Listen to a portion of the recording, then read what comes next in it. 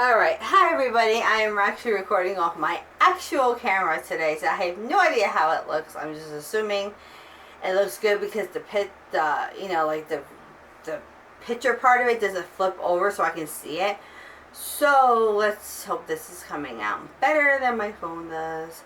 Anyways, I would love to rant about something. Not that I really like to rant, but it's kind of, I think, something a lot of us can relate to, and I think it needs to be brought out into the public more, into the open more. I think we all need to be more open about it, and it's kind of several different issues, but it's all kind of into one. So basically, what I think needs to be brought out is the medical issue and insurance issues that we are currently having in this country of the United States. So let's address starting with the insurance. Okay, first of all, I loved Obama. I was a big Obama supporter. I do not support the Obamacare Act at all. Okay, now I'm a very independent person. I'm not liberal. I'm not a Republican or whatever. I go either way because I agree with a lot of Republican views. Like, I'm pro-gun. I agree with a lot of their views, but I also agree with a lot more socially democratic, I guess, and I'm more financially, like, Republican, I guess you would say, or like right-wise Republican. So basically, this Obamacare thing has kind of really screwed a lot of people. And we're split into three different classes. You got the poor, like the lower class. You've got the middle class, and you got the upper class. Now I want to touch. Well, I want to say four classes because I want to say upper class. I don't mean like rich. I want to say fourth class as rich, but technically it's three classes.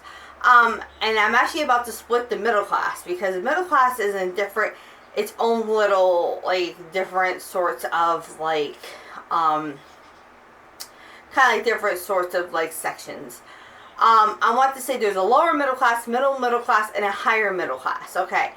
My family, we started, when I first got married, we were poor, so we were in the lower class. I've got food stamps, I had temporary assistance, there was a point in my life we were living in a shack. We had literally no TV, no internet, nothing. Like, we could barely survive. Like, they were giving us, I think, $600 a month for a family of 4 at the time. And that was just barely paying my rent. And it didn't pay my car insurance. It didn't pay for any necessities. I had to come up with money somehow for that. At the time, we lived in Greene County, which anybody in New York State or upstate New York anyways would know that Greene County is a very poor county as far as jobs go and employment. A lot of people are on welfare. A lot of people are struggling. It is a little cheaper to live up there, but it's also a lot harder to get by. And many people are surviving solely on social welfare programs, which I highly support social welfare programs. That's why I say I am very much of a social liberal more than a social Republican. So, like, yeah, I get that, okay, but I was lucky enough, and I know a lot of people don't have that luck, but I was lucky enough to where we got our tax income, and when you're poor, you get a lot of money back in taxes. I was getting like $8,000 back in taxes. You got all those tax credits. So instead of spending it on stupid stuff, we took that $8,000 and we moved because we knew if we moved out of that county, we were going to do much better. We moved from Greene County to Dutchess County. If you know anything about New York, Dutchess County is about, it's like two counties down but over on the other side of the river, so more towards like the city. It's considered New York City like a suburban area, but we always had to pay like the New York City metro taxes and stuff over there, and it is more expensive to live in Dutchess County because it falls under the New York City tax line. So it was more, but I have to say, my husband and I, who I was unemployed for 3 years, he had temporary jobs for 3 years. We both got employment within the first 2 weeks that we moved there, and we were both constant employed since then. This was about, I moved there, I moved to Dutchess County. It was probably about 6 years ago. 6, 7, 8. No, I'm going to say 5 years ago, because we were married for 8 years. Or, yeah, we were married for 8 years. So once I got my shit together, we stayed with my mother-in-law. We got our shit together. We got our new tax income for the following year, and then we took that and we got an apartment, a beautiful apartment, but right in the middle of Poughkeepsie, which, as you all know, Poughkeepsie is not the safest place to live. But we did it. We managed for about 3 years, until I'm trying to like do all the math in my head. This isn't counting the 5 years or whatever I've lived outside Greene County. This is all within. For about 3 years we lived there. We moved, or I think it might have been like 2 years. We moved from Dutchess to Ulster. Ulster is the county below Greene County on the other side of the river. So it was directly across from Dutchess County. So we're not that far from Poughkeepsie still. And we're still kind of close to the city. But it is cheaper here because it's not as close to the city, and it doesn't fall for some reason in that tax bracket. So now here I am, we're living here, and we got even better jobs. So my husband actually has the same job he had when he lived in Poughkeepsie. I ended up getting a better job working in a deli, but it's union, so we get paid a decent amount of money. And I shouldn't really tell you what my annual income is, but I'm going to tell you because I think right now it's important that you know that my annual income, according to the state of New York, is $61,000 a year. $61,000 a year. And when we went to go get health insurance, they want us to pay, I'm not kidding you, $1,600 a month. A month for health insurance, for the, not the minimal, but the second to minimal plan. Who the hell has, not even with $61,000, but if you're making even $100,000, who has just a random fucking $1,400, $1,600 just laying around for health insurance? That's not counting the $1,200 deductible I had to pay yearly. So my health insurance is ridiculous because we just over that tax bracket with one overtime paycheck, which, by the way, don't let them trick you, counts. So the New York State of Health sucks. We had to resubmit pay stubs outside the overtime and stuff that my husband always seems to get.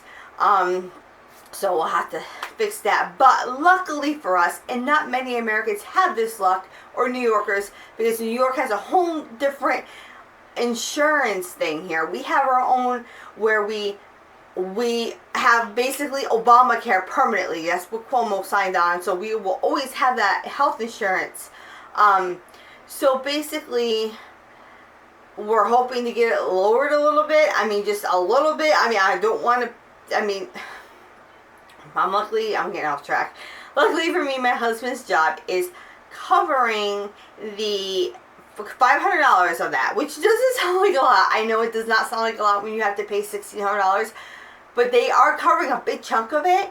And then I managed somehow to get a small tax credit to cover the rest of it. So technically, out of pocket, we're not paying anything a year or a month for the insurance. Technically, through my husband's job, we are, because that's considered out of pocket, because he works for a small business, and they get a tax deduction for this, so they'll do that for us.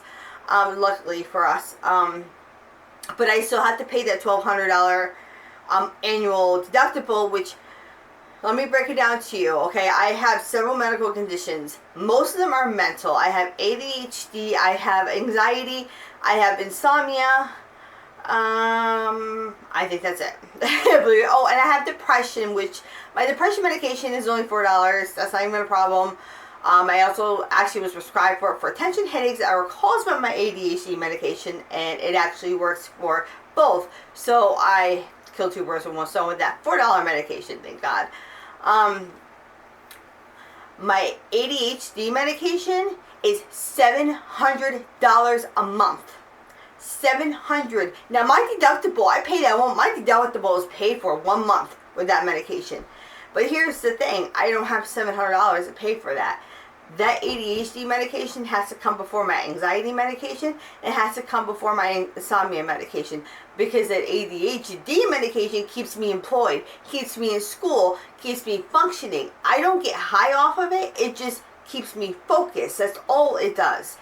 Without that, I drag. And I'm trying to make this as quick as possible because I only have 29 minutes to record this video because my SD card is really small. I just ordered a new one for $5. It's twice the size, so thank God. So now my insurance company, or not my insurance company, my pharmacy will not fill the script for me because I managed to find a charity program through I'm taking Vyvanse. Vyvanse is the medication I'm taking. The charity program, in case anybody's interested or needs it, is called Shire Cares. It's been taken over by Takeda something, but I will leave you the number in the box below. It's been a miracle program. They have actually picked up the tab for me for that medication. However, they will only cover one pill for, or 30, like a month supply of medication. So my doctor wants to split my meds. She wants to give me 60. She wants to split a 30 here, 30 here. I can't do it that way because they won't cover that. They will only cover one 60 milligram tab.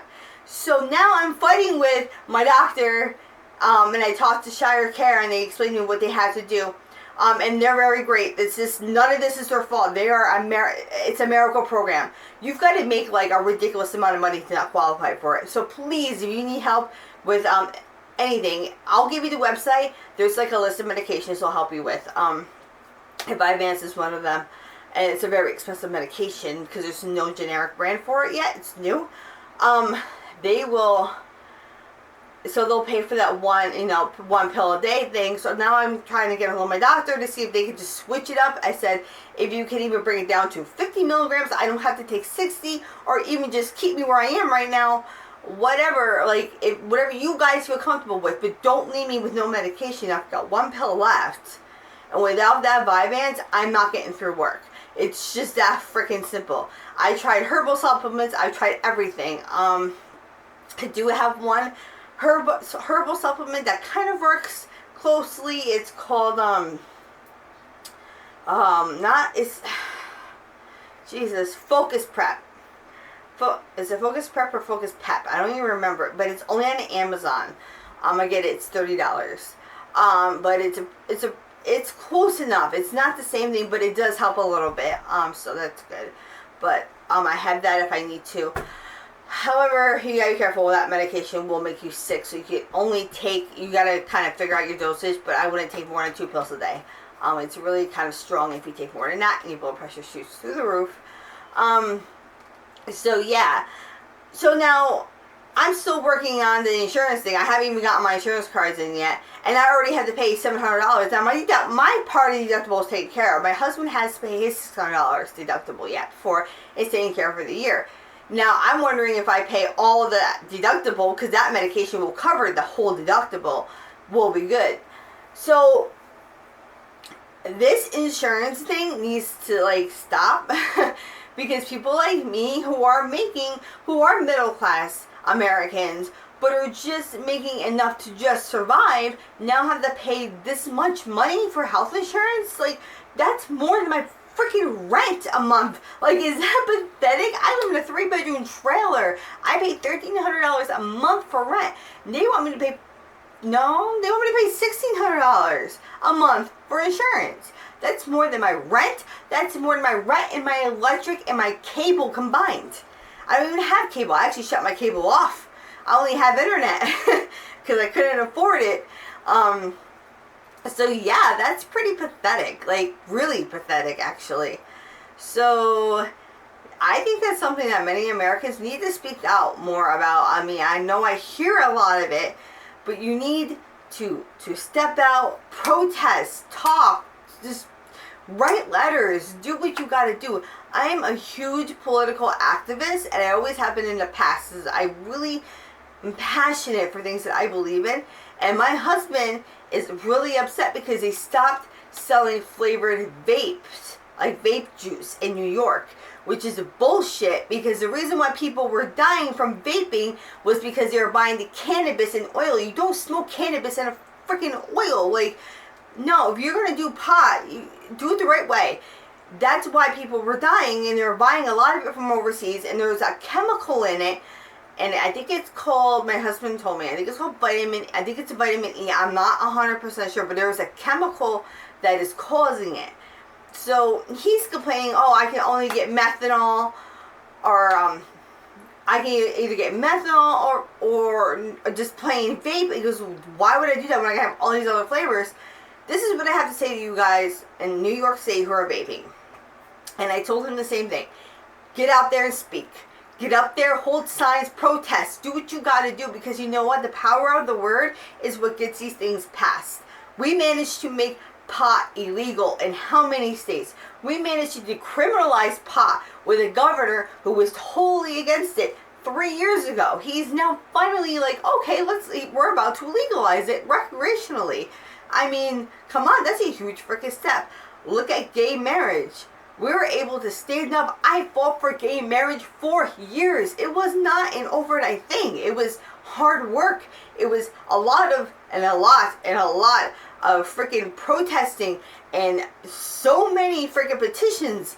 And you got to keep pushing. And the more you push, because these petitions go directly to those politicians, the more you push, you find the right people to sign, you find the right politicians to sign, you find the right, you wouldn't even believe, the gay community, not just gays and not just like the LGBTQ community, but I mean like in general, there's a huge community of supporters who aren't even identifying as gay or whatever. There's straight people who support gay people who are highly involved in this.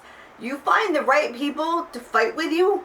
Like, I don't vape, but I'll fight with him about it because I think it's not right. Don't let people shame you. If you think something's not right, even if you practice it or not.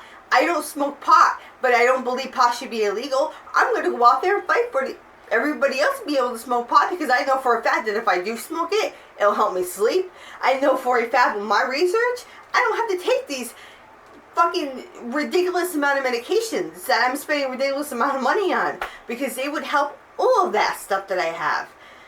But I don't smoke it because it's not completely legal, and because of my job, I can't smoke it. But I will fight for it. I will fight to the day I die, because you fight for what you believe in.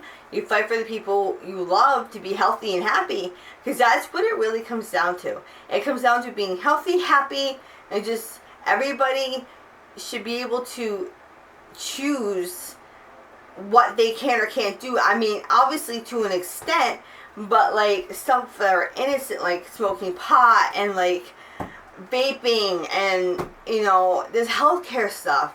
Like, people are dying because of the healthcare. I don't have just mental issues. I also have a lot of other health issues. Like, I'm hypoglycemic, which is good. Thank God I can just control that with my diet. It's never really that bad. If my sugar crashes, my boss is wonderful. He lets me take care of it right there. I mean, I work in the food industry, so it's not that hard for me to be like, can I have a piece of cheese real quick? My sugar's about to drop, or I'm going to the hospital. Of course they're going to give me a piece of cheese. They don't want me to leave. But like, you know, and it's never, I don't eat in front of customers, so let's just get that straight. That if I do something like that as an emergency, I'm off on the floor. But I, you know, I think I don't need medication for that. But I also have a chronic immune disease, which a lot of you on Facebook already know about. I have no idea what this disease is. My doctor's office is willing to do this for me without billing me too much, without billing me for the actual appointments, just for the lab tests. Don't know what it is, because since there's such a small clinic, they can only test for like 3 or 4 out of the 60 autoimmune diseases that actually exist.